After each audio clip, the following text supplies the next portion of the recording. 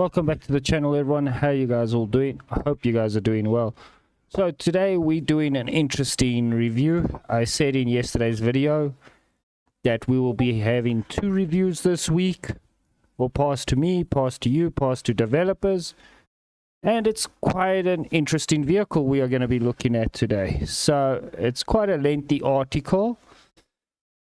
And if you guys haven't guessed it, sorry, that's just a bad picture there. Let me get it to the beginning of the pictures. Okay, so we're at the beginning of the pictures, guys. It's quite an interesting vehicle. It's quite a lengthy article, so this might take a few minutes. But before we get started, please don't forget to hit that like, comment, share, and subscribe. So what are we looking at today? Today we are looking at the T-34-100 Egyptian Super T-34 with a 100mm gun. Now, as yesterday's article, I said that 2 vehicles could be quite interesting for the battle pass, and this is the second vehicle. The first one was the Fleshler aircraft that I uploaded the video yesterday, and then today is this T-34-100 by Egypt. Very fascinating, very cool tank. So let's jump into the article. With an estimated 80,000 produced, it surely comes to no surprise that there were a number of variants of the T-34 built over the years since the Second World War. However, one of the last known variants of the T-34 is the Egyptian modification developed in 1960 called the T-34-100, sometimes referred to just as the T-100. Quite interesting. The Egyptian T-34-100 variant should not be confused with the short-lived Soviet modification, the T-34-100. This particular T-34-100 was a Soviet effort during the later stages of the Second World War to add a 100mm gun to a T-34-85 turret and prototype T-44 turret. This type was cancelled as war was coming to a close, and newer vehicles could be fulfill the role better. Okay, guys, so I'm going to change to another picture now. Further, the Egyptian T-34-100 should also not be mistaken for the Czech T-34-100 1950s development project to place a 100mm gun in an enlarged turret. The Czech T-34-85s, like the Soviet T-34-100, the Czech T-34-100 never entered production. Egypt tanks were extensively modified with this turret, completely rebuilt to accept the massive 100mm gun of Second World War origin. In the end, through the tank saw little service aside from some clashes with Israel. I never knew these tanks saw any action, guys. Really, I had no clue. Background, okay, guys.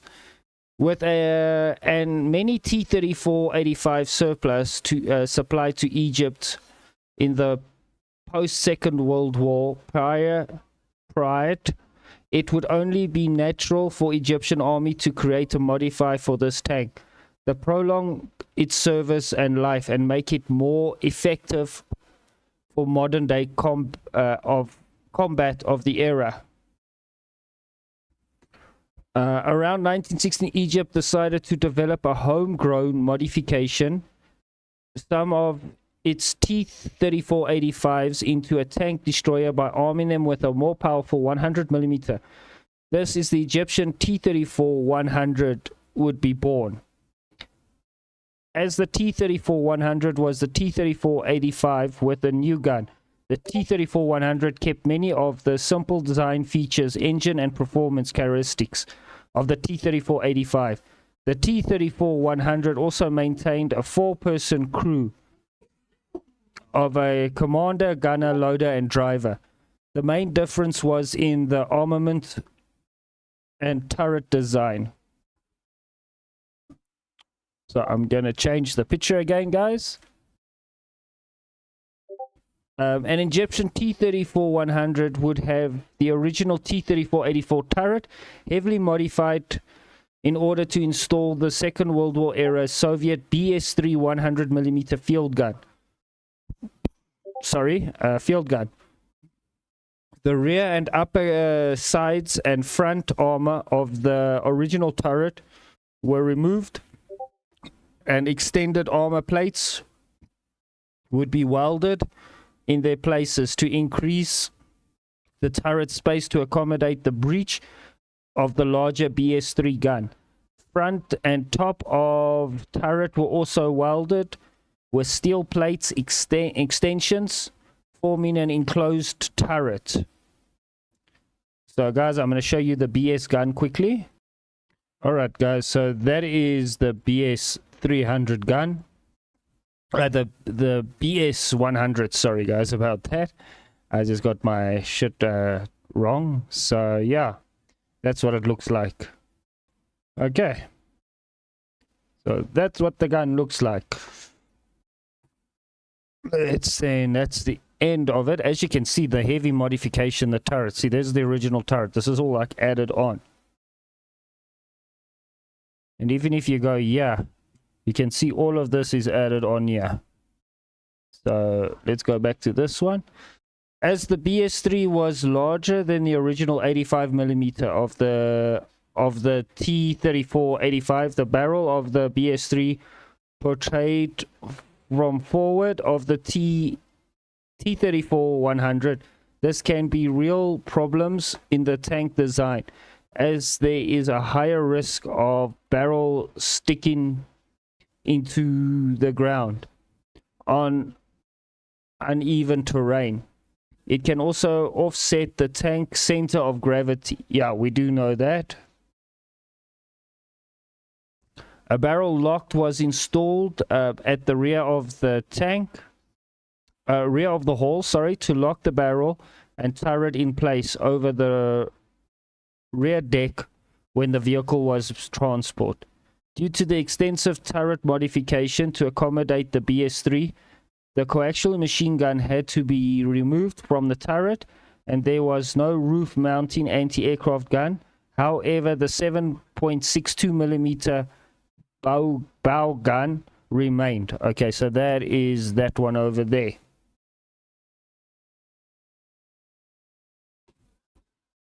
Okay.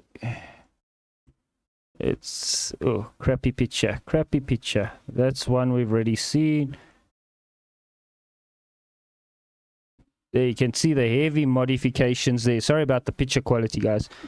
There does not appear to be any indication as to exactly why the BS-3 field gun was selected for the T-34-100 instead of a more dedicated, up-to-date anti-tank weapon. It is logically to assume that the BS-3 was selected as it was still capable in the role and easily to source. In the late 1950s, the BS-3 was in the process of being replaced by the 100mm T-12 anti-tank gun in the armies of the Soviet Union. I guess let's do this all quickly. So it was likely the Egyptians in the late 1950s and early 1960s now had a surplus of BS-3 guns. This could still be employed in the tank destroyer role, especially attaching to a mobile platform like the T-34. BS-3 gun. The BS-3 was developed from the B-34 universal gun, naval gun, which was first fitted to a Soviet ship in the early 1940s. The BS-3 arrived fairly late in the war in 1944 and was only built in small numbers before the conflict ended. As a result, it had very little impact, if any, on the war outcomes. However, should it have been needed, the BS-3 had some excellent anti-armor performance, able to penetrate around 160 millimeters of steel at 500 meters. That's not bad, guys. It's really not bad. Don't snuff at that. It could be used in an anti-tank role or for direct fire support as a field gun, the latter being the most common, using during the Second World War. The great power and the shell velocity of the BS-3 had negative effects of the gun jumping a considerable amount when firing, blowing up a large dust cloud around the muzzle. In later years, the B3 was also capable of firing the 9M117 ballistic laser-guided missile, which could penetrate around 550 millimeters of steel. Oh, it's not also too bad. This weapon offered a significant boost in firepower. Sorry, guys. Firepower for the T-34-85, the 85 millimeter, and allowed it to strike hard at long range. On the other hand, the BS-3 was significantly heavier and at 1.3 meters, 4 foot 3 inches longer. Service. The T-34-100 was developed after the 1956 Arab-Israeli War, so it did not take part in the conflict. Through the T-34-100 was designed prior to the 1967 Six-Day War. Regular T-34-85s were active during the war. It does not appear that the T-34-100 was involved in the conflict. The only conflict the T-34-100 was reported to have been involved in was in the Yom Kippur War of 1973.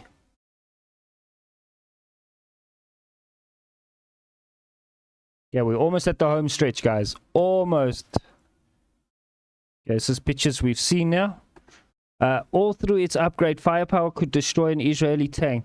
The armor of the T-34 could not withstand the modern anti-armor weapon and tank guns of the era. Therefore, the T-34-100 would be employed in a defensive role during the war and rely upon ambushing tactics.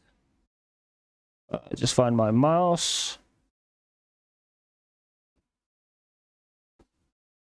Okay. While there is no indications of its performance in the Yom Kippur War, the T-34-100 would be retired shortly after the conflict was over. Perhaps suggestions that dispute the increased firepower of the T-34-100 was simply too outdated for modern warfare. Alright, guys, so that's basically the article. Sorry, guys, these are bad pictures. So that's the gun that they basically took and they squeezed it into a T-34. Now, I love these type of tanks. I mean, so you're gonna, in my opinion, it's got a nice picture. I think this. My opinion, because it kept the original engine and all of that, my opinion, it would be a bit slower than a regular T-34 because you got all this extra weight. I mean, you got this front mantlet that's been built over, you got this back piece that's been built over. Armor of the hull and that would be precisely the same, but I think it would be a couple of kilometers slower than the normal variant. But I think this thing would be dope. It will be awesome as a battle pass vehicle or even a crafting event vehicle because of the history of this thing. I do love it. I do love seeing it. It's a pretty cool tank. I would like to see it in the game. Ladies and gentlemen, if you like this video, please don't forget to hit that like, comment, share, and subscribe. It will be mighty appreciated. Keep well, and I will see you guys in the next one. Goodbye.